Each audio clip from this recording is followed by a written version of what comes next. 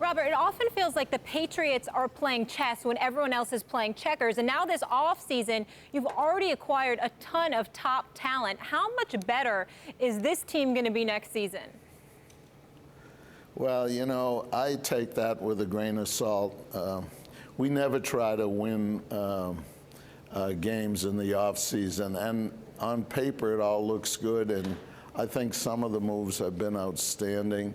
But in the end, what happens when you get on the field and the chemistry and how things work and are people in good shape. So we're very optimistic and it's good, but in the end, it'll show in the results on the field. So I've learned to temper my enthusiasm. Robert, you mentioned earlier that Brady's the greatest quarterback ever. I agree. That Belichick is certainly the greatest coach ever. I find it difficult to come up with a coach, at least in the Super Bowl era, you could even compare to Bill Belichick. And as a Yankees fan, I remember the great Yankees dynasty that just passed with Bernie Williams and Derek Jeter and all these guys.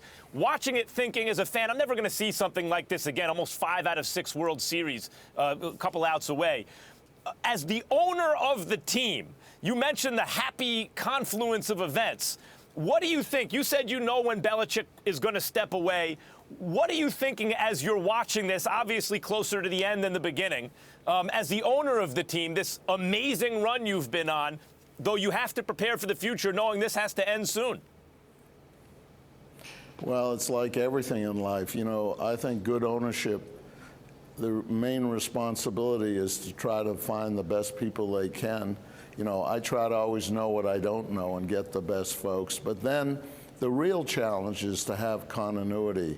And we're going into our 18th season with this teamwork between those two. And I'm privileged to say it's my 24th season in the NFL, and I've only hired 2 head coaches, and we've had only 2 quarterbacks start every season. And it's like marriage. You know, I was blessed with an outstanding wife, and, you know, we were married for over 4 decades. And life, it's not easy, but you got to work at it. It's the same way running a franchise, especially when things go well. There's a lot of dynamics that the public doesn't see.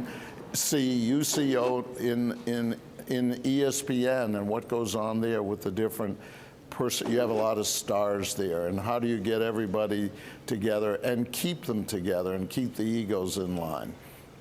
Sometimes it's a challenge, but it's a wonderful opportunity, and I'm blessed to own the NFL franchise in my hometown and try to do, the thing that's really amazing is we in the NFL, and anyone who owns a sports team, it's a wonderful way to bind your community together.